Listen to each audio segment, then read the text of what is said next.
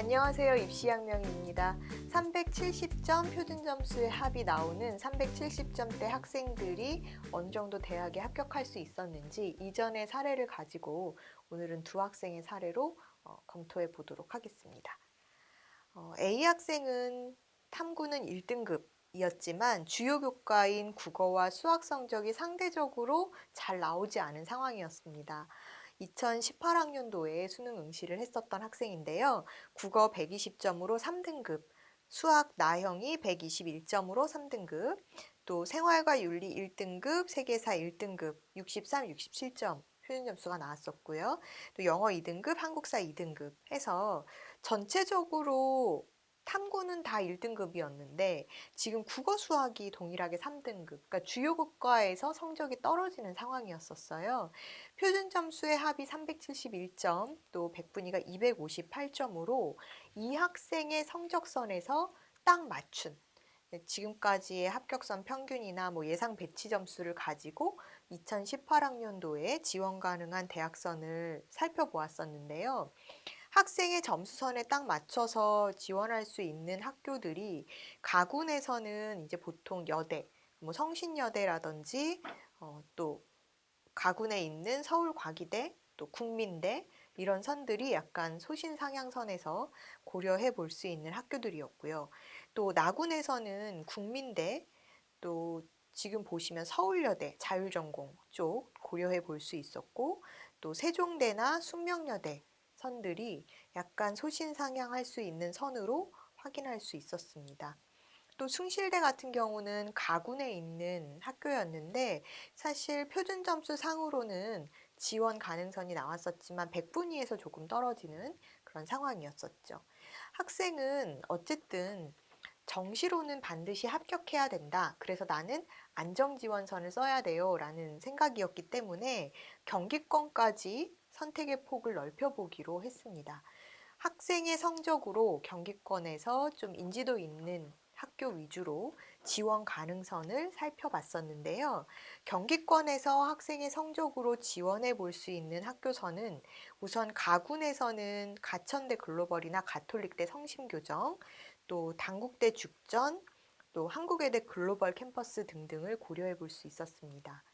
나군에서는 용인대라든지 또 교통대, 또 단국대 죽전 이렇게 지원선이 나왔었고, 또 다군에서는 아주대나 또 단국대 죽전의 철학과, 또 사학과 등등이 지원해 볼 수 있는 선, 또 한국외대 글로벌의 통번역학과들 또는 소수언어학과들이나 이런 부분들을 생각해 볼 수 있었죠. 또 한양대 에리카 같은 경우에는 가군과 나군에서 학과군을 나누어서 선발을 하는 형태였는데요.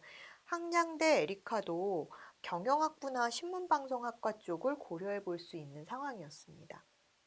학생은 가군을 안정지원, 또 나군은 소신지원, 다군 역시 소신지원 이렇게 전략을 세웠었는데 다군에서 지원할 수 있는 학교들이 많지 않았기 때문에 오히려 가군에서 안정지원선을 잡고 다군은 학교를 먼저 생각하는 소신지원선을 잡게 되었죠.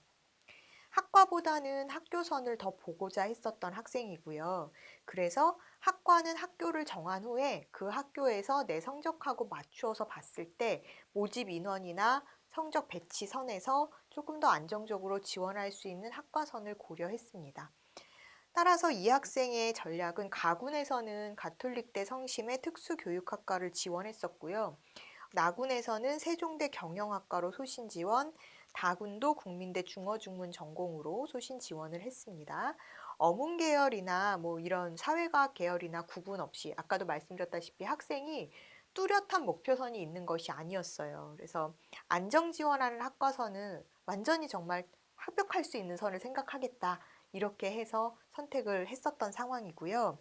최초 합격이 됐었던 것은 역시나 안정 지원을 했었던 가톨릭대 특수교육학과였습니다.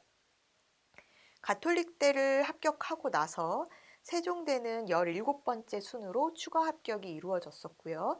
국민대는 예비 28번을 받았지만 합격 결과를 얻을 수가 없었죠. 따라서 학생은 세종대로 추가 합격이 되어서 진학을 하게 됐는데요.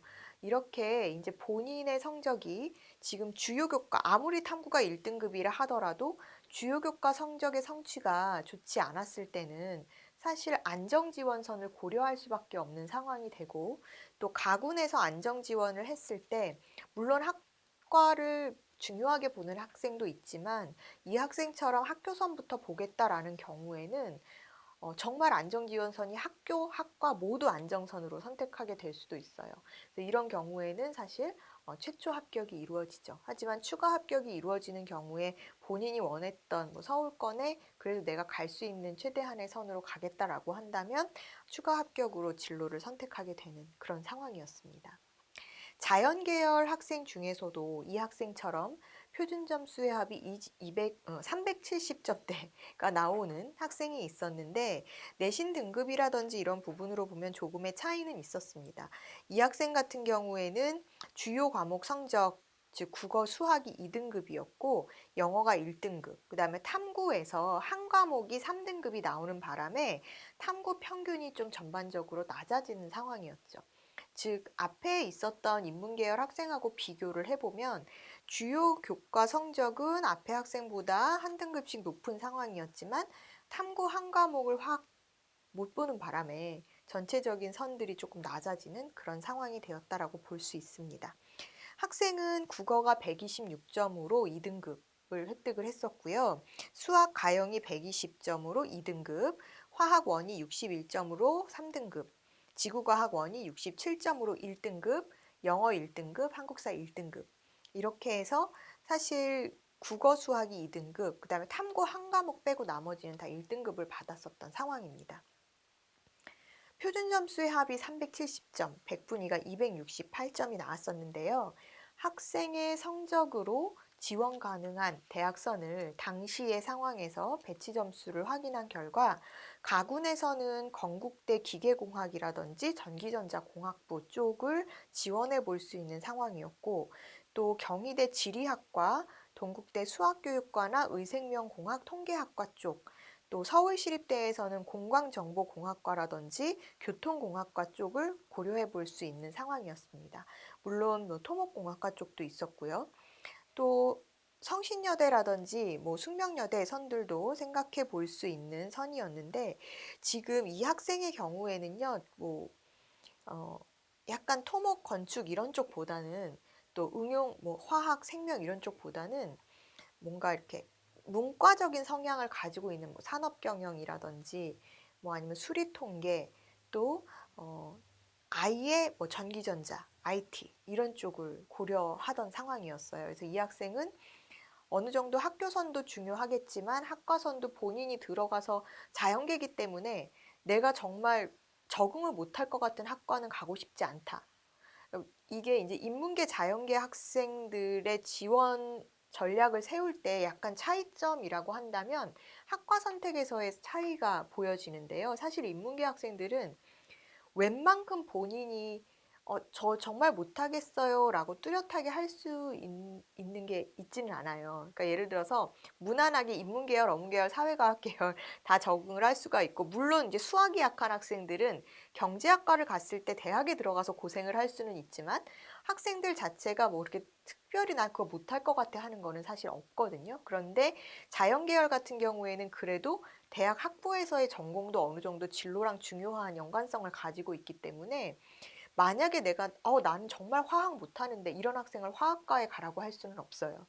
본인이 좀 관심 있는, 그러니까 과학교과에서도 내가 좀 성적이나 아니면 관심도가 높았었던 이런 과목들을 염두에 두고 학과선을 선택을 해야 되고, 또 본인의 적성하고도 좀 연관된 학과로 가야 대학 가서도 무리 없이 잘 다닐 수가 있거든요. 그러니까 대학 선택을 하는 데 있어서 여러분들이 무조건 성적에 맞춰서 나는 이 대학 이상이면 갈 거야 이런 학생들도 있지만, 사실은 자연계열 같은 경우에는 학과 선택도 어느 정도 좀 염두에 두고 선택해야 되는 부분이라는 것도 여러분들이 알아두셔야 할 것 같습니다. 이 학생 같은 경우에는 가군에서는 건국대를 지원하기로 결정을 했습니다. 사과 상향을 하고자 했죠. 그래서 사실 성적상으로는 조금 무난하게 보였던 것이 이 모집 인원도 많았었고, 또 성적선 그 배치 점수 상으로도 학생의 성적에 좀 맞출 수 있는 선이 전기전자공학부 쪽이었는데 본인이 이제 전기전자 보다는 나는 약간 컴퓨터나 소프트웨어 쪽을 더 가고 싶다라는 생각이어서 사실 상향이긴 했지만 그쪽으로 지원을 했었고요.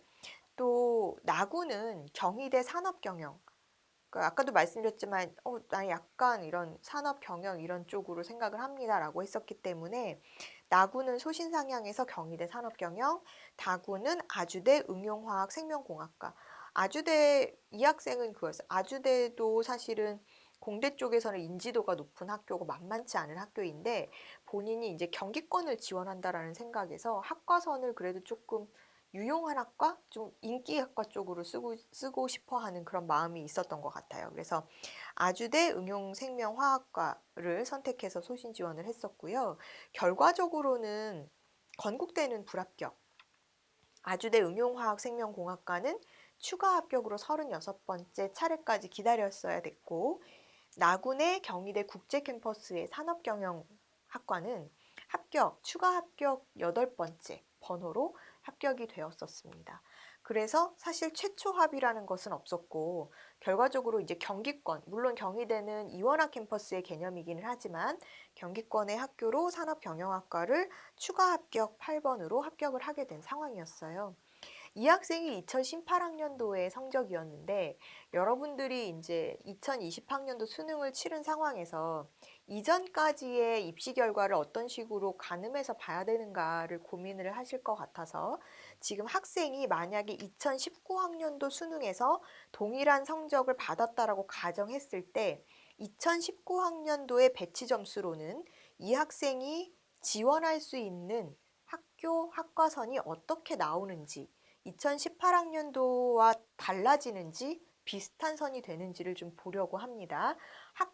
수능의 난이도는 2018학년도, 19학년도가 좀 달랐죠. 그래서 여러분들이 2019학년도는 불수능으로 기억하고 계실 거고 2018학년도 수능은 어찌 보면 2019학년도의 난이도보다 올해 2020학년도 난이도와 조금 더 가깝다라고 보실 수 있겠는데요.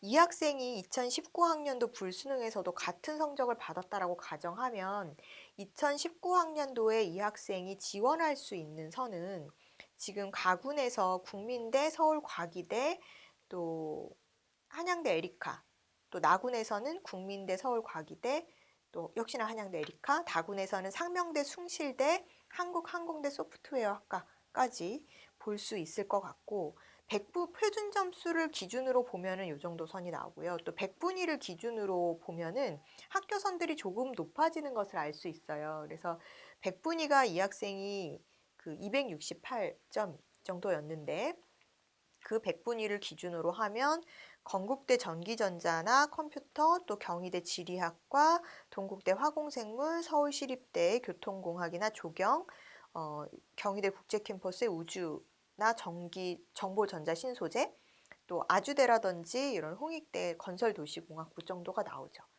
그래서 사실 두 개의 난이도는 달랐지만 배치 기준표를 보면 크게 다르지 않은 걸 알 수 있는데요. 그 이유는 뭐냐 하면 매해 나오는 이런 배치, 그러니까 여러분들이 보는 수능 성적 실채점 결과로 분석을 해서 입시 전문가들이 예상하는 그런 학교별 지원선을 배치 점수라고 우리가 알고 있잖아요. 그런 부분들이 그 해의 수능의 난이도라든지 이런 부분을 감안 고려해서 보여지는 것이기 때문에 매해 난이도가 반영돼서 배치 점수 기준표가 만들어진다고 보시면 될 것 같고요. 그래서 지금 보면은 아주 큰 차이는 없었지만 그래도 2019학년도, 2018학년도에 어느 정도 이 학생의 270점대의 표준점수 합, 370점대 표준점수 합의 성적으로 본다라고 하면 학생이 지원할 수 있는 선들이 이렇게 경희대 글로벌 캠이라든지 또 아주대 선에서 비슷하게 맞춰질 수 있겠다. 그리고 건국대 같은 경우도 학과선을 조금 낮추거나 하면 한번 도전해 볼 선이 나올 수 있겠다라고 체크해 두시면 될 것 같습니다. 그래서 정시는 매년 수능의 난이도에 따라서 차이가 있을 수도 있기 때문에 예년에 이 정도 성적선이 이런 성적으로 들어갔었대. 그럼 올해는 어떻게 될까를 고민해 보셔야 할 것 같습니다.